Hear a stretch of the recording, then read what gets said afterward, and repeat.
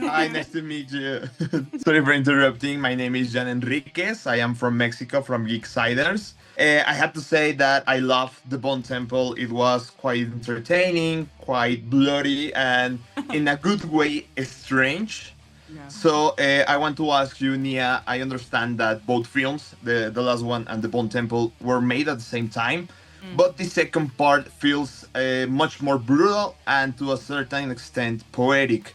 What was the most interesting thing about capturing such complex emotions, referring to the whole part with Dr. Ian and Samson and Jimmy, who was desperate for love, but at the same time he was a psychopath, etc.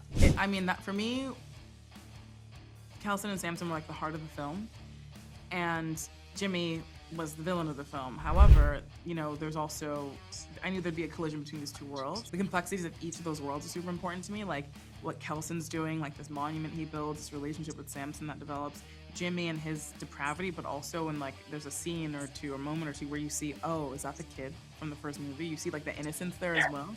And it's hugely important to me because you do have like, you know, the bloodshed as well.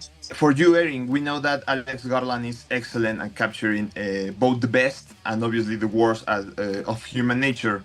For example, here we saw the terrible cruelty of the Jimmys, as Nia said, but also the hope in Dr. Ian, you know? So, how was for you to see your character grow from someone resigned to that life to that person who ultimately seeks her own voice and freedom?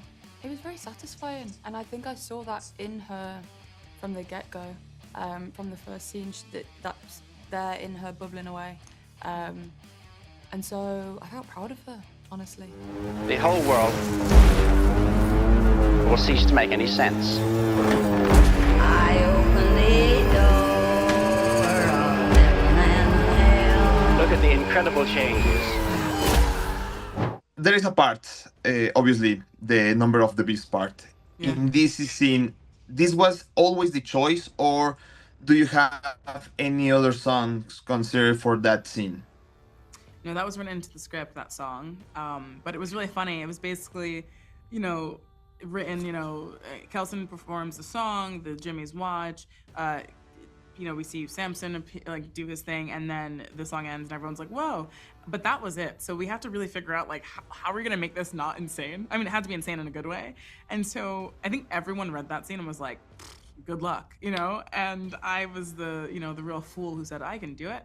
Had no idea how, but I was like, we'll figure it out. And I think we did, because I love that scene so much. But yeah, it was always Number of the Beast. I had to say I'm such a huge fan of that song, so that was an excellent choice. Okay. And lastly, Erin, this is the first time we see a film in this franchise that is starring a woman. I'd like to know how you like your character's story to end. Oh my gosh.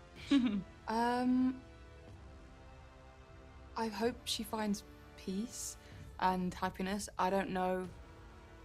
She's been through so much. I don't know if it's possible. But in some sense, in some capacity, I don't know if it. I think it's possible. Maybe not like inherent. Like I don't think she could maybe be completely peaceful. Don't know if anybody could be after what she's seen and been through and done. But to find some sense of it, I would love that for her. Many of the things we take for granted will one day pass away completely. I open the door of heaven and hell. When that time comes, men will no longer communicate. Are you ready?